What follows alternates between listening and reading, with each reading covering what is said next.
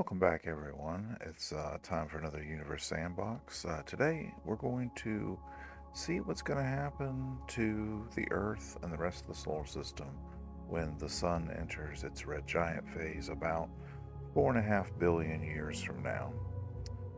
Real quick, about the last video, Mercury, it severely underperformed, so I hate to do this, but if you guys can leave me a like, or share the video with somebody, I'd really appreciate it, because YouTube supports my videos for about 24 hours and then that's it. They never get any love after that. So, and I feel like they're pretty good videos, and we definitely got some awesome subscribers and regulars on the channel.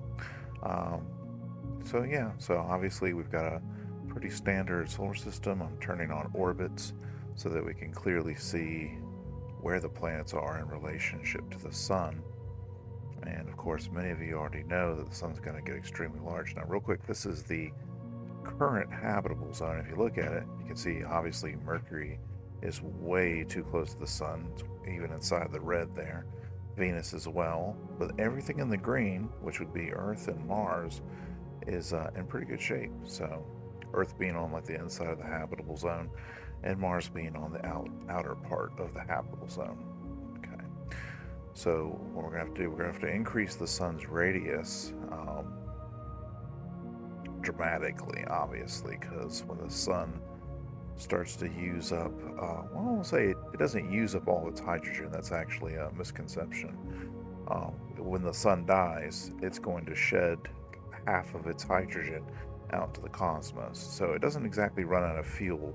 It's just the ashes of helium building up the core drive the temperature up and drive the process of expansion. So, but yeah, we're drastically increasing the size here. And obviously we got a little ways to go. But the sun is eventually going to get so large that there's some debate as to whether or not it's going to consume the Earth. Now, for the sake of this video, we're not going to have it consume the Earth. We're going to have it come just a little bit shy of consuming the Earth. So about 90 million miles, 140 million kilometers. So, as you can see, somehow Mercury is having the worst day of its life, but it's inside the sun somehow and surviving. Like I said, Universe Sandbox is a little goofy sometimes. You can't take its simulations as gospel. It's really a collision simulator more than anything when it comes to predicting the future of the solar system and whatnot. You gotta base it on knowledge and not what the simulation is doing. We're going to change the obviously the star color, get a nice darker shade of red. Because it will be a red giant late in its life. Ooh, the Earth looks awful. Yeah. But yeah, if you could, please leave a like, share it with people, leave a comment, even if the comment is just, hey, thanks for the video, or a little thumb. It could be an emoji. I don't care. Just any kind of comment helps drastically. So. Tremendously, I should say, because YouTube hates small science channels.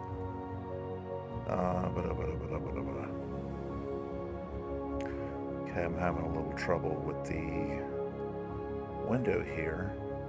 I'm typing, but I'm not getting any numbers, and I can't see what all I'm doing because the window is too tiny. I'm trying to do 140 million kilometers because, like I said, oops, that must be 14 million. As I was saying, the current distance from the Earth to the Sun is 93 million miles, or there we go, or 147 million kilometers. So, for all our European neighbors, well, I guess technically the rest of the world. There's very few countries that actually use the U.S. standards.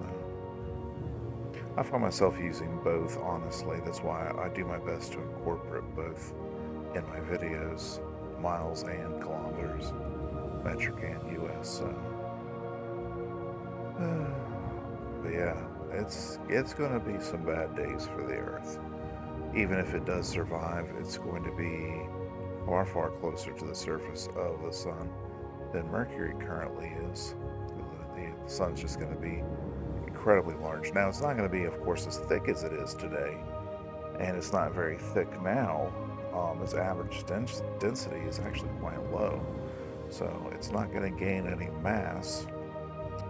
And you can see that we're having a little problem here.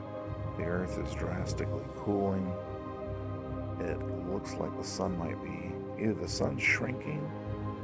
Okay, the sun's not, it looked like the sun was shrinking, but I think the Earth was moving away from the sun slightly, because, you know, of course, all orbits are slightly elliptical. The Earth gets a little closer and a little further away from the sun as it orbits every year. Yeah, that's all that's happening. It's just getting a little further away, a little closer. But yeah, the reason why scientists aren't sure whether or not it's going to survive is because as the sun goes through this transition, it's going to shed a lot of its mass into the cosmos. And as it does that, it's losing some of its gravitational effect. So, at the same time that the sun is, the surface of the sun is approaching the Earth as it expands over millions of years, the sun is actually going to be losing mass. So, Earth's orbit will actually expand somewhat. So, you know, there's a lot of debate. Some scientists think that the Earth's not going to make it. Some think it is. I don't really see that it matters a whole lot when it's going to be incredibly close to the sun anyway. You know, hopefully by then we'll be all over the galaxy, if not the universe, at that point. So, and we're getting some little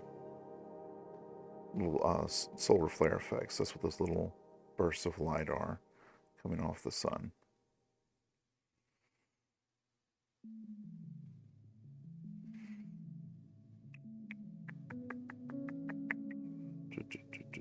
Yeah, see the average temperature of the Earth is really hot, and you can see it's kind of leaking some material into space. Of course, billions of years from now, we're not going to have continents like Africa and North America on the Earth. They'll be long gone. But that's its temperature in Celsius and in Fahrenheit. About 2000 Fahrenheit. That's probably a little low, to be honest.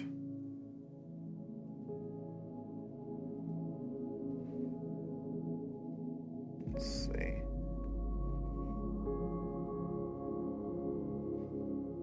For those of you that are wondering what will be happening with the moon, I'm going to throw the moon in there.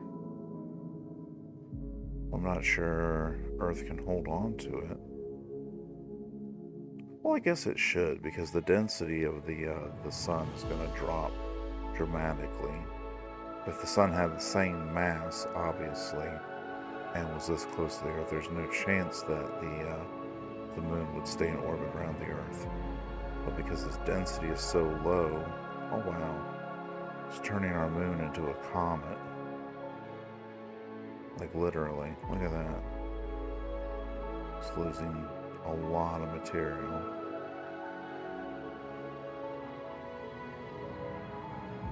That's the thing about, when I say a lot of material, you know, I'm not necessarily speaking, when I say a lot of material, I mean like on geological time scales. Like the universe sandbox is obviously dramatizing the effect. It's not quite this dramatic, but there's a way to look at, here we go, I think it's down here, yeah. Material lost, there we go. So you got a mass loss rate and how much total material we're losing. So over a year, oops, hold on a second, let me go back. Not kilograms, okay. It's over a year. That's what, 10, hundreds, thousands. You're losing like 1,000th of the moon. So, pretty significant loss actually. That would be like losing the entire moon in about 1,000 years. And Mars is undergoing a similar effect. Oh wow. Okay. Crazy. Because of course the solar wind is going to be far more intense at this point as well. And its mass loss is actually accelerating. It's climbing. Now that would happen because as a body loses mass, its gravity becomes weaker. And so that kind of accelerates because, obviously as a body loses gravity, it's not able to hold on to its mass as well. So all the inner rocky worlds, Mars, Earth, Venus, are losing mass in some form or another. So the Earth actually loses more mass than Mars, but it's hydrogen helium. It's not like everything, you know. So Jupiter's hot. Looks hot at least. Everything's got this nice dull red glow to it. I do like that. Oh yeah, that's hot. 268 Celsius. In Fahrenheit, that's 514. So about the average temperature of Mercury. That's pretty hot. Yeah. So basically Jupiter in this system would be the new Mercury. Now I did have to bump up the temperature of the sun to 2000 Kelvin, which is about as cold a star as possible. So the Earth is believed to be, I think, somewhere between 3 and 5,000 Kelvin. So 3,000 to 5,000 Kelvin when it becomes a red giant. That's a huge range because we honestly we know so little. We're very much just guessing. There's Callisto, my favorite. Jovian moon. Europa. I love that dull red glow. They all look so pretty in that red light. Man. Damn. All these orbital paths. That's just Jupiter's moons. All that is. There's a way to add planets and just the major moons, like the 4 Jovian moons, Titan, Saturn. I'll have to find that. I prefer using that. But do you see how the habitable zone has really expanded? Now Saturn's not doing so well either. Saturn's looking like 120 Celsius. So that's extremely hot. For Americans, 100 Celsius is boiling. It's about 212 Fahrenheit, I think, if I recall correctly. The boiling temperature of water, should say. Should be more specific. But yeah, both Jupiter, Saturn, and honestly even Uranus are within the red zone, so that's unfortunate. But Neptune, however, Neptune looks like it might be okay in this scenario. Neptune has one large moon of note, and it's believed Triton is what it's called, not Titan. It's called Triton, and it's believed to have been captured from the Kepler belt. I'm sorry, the Kuiper belt, not the Kepler belt. Good lord. So Neptune has several moons itself, but Triton is really the only large one of any note. Yeah, it's actually like the 7th largest moon in the solar system. So, trying to find it. There it is. Okay.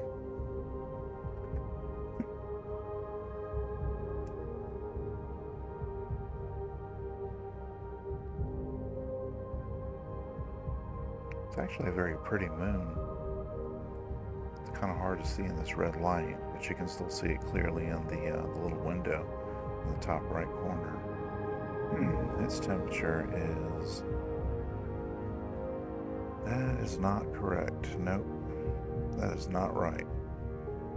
So, again, I hate to sound like I'm beating a dead horse here, but Universe Sandbox does not update a lot of the temperatures.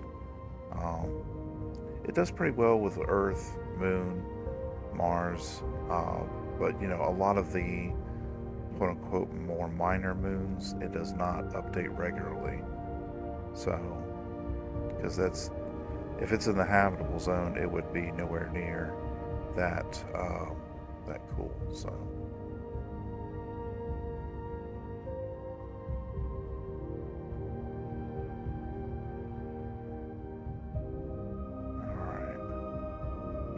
Well, that's unfortunate, but I mean, if it's going to be around Earth temperatures, you're looking at about 17 Celsius or 65, 63 Fahrenheit, I believe.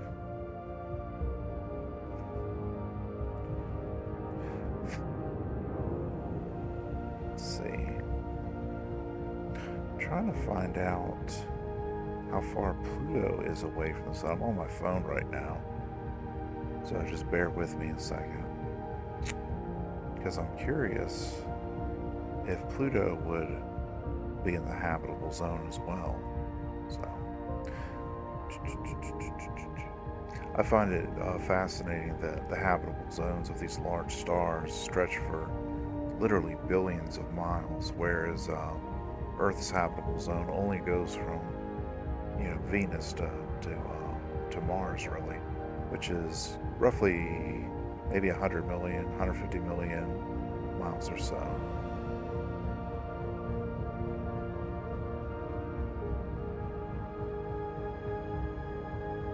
Okay, I'm just checking in on Jupiter once again. I want to see what the Jovian moons are looking like. See, only Europa is accurately shown to have water, even though Europa, Callisto, and Ganymede are all very ice rich. As in, they're about half ice, so...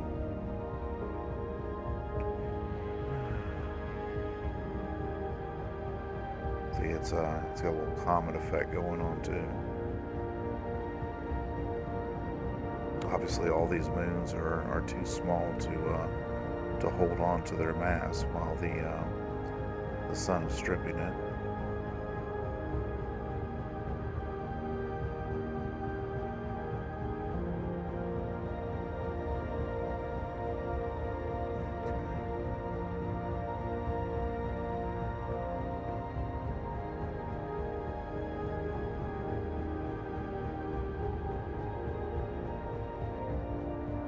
Checking the Titan real quick. Yeah, see, that's not right. Obviously, it's much hotter than that.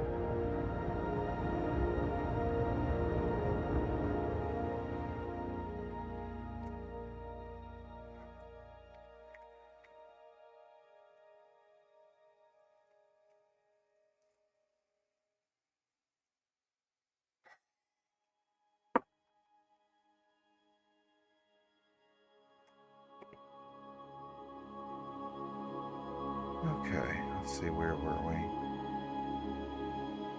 Alright, yeah, Pluto would be some roughly 35 astronomical units, I believe, from the sun. So, trying to get this right. I think it would be in the habitable zone.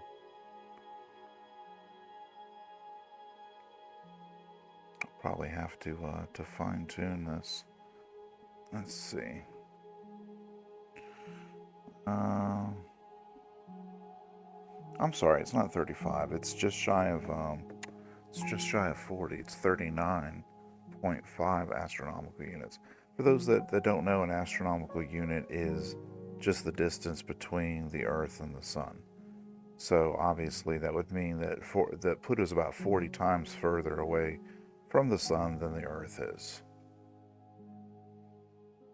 I'm gonna have to fine-tune this into kilometers. But yeah, that's pretty much our video. It looks like Neptune and Pluto in this scenario would be okay. But keep in mind that we're dealing with a sun that's also about 2,000 Kelvin, which would be the coldest star that we've ever discovered, the coldest main sequence red dwarf, I should say. And also, you'll notice that Pluto's orbit is circular in this, and it's not elliptical.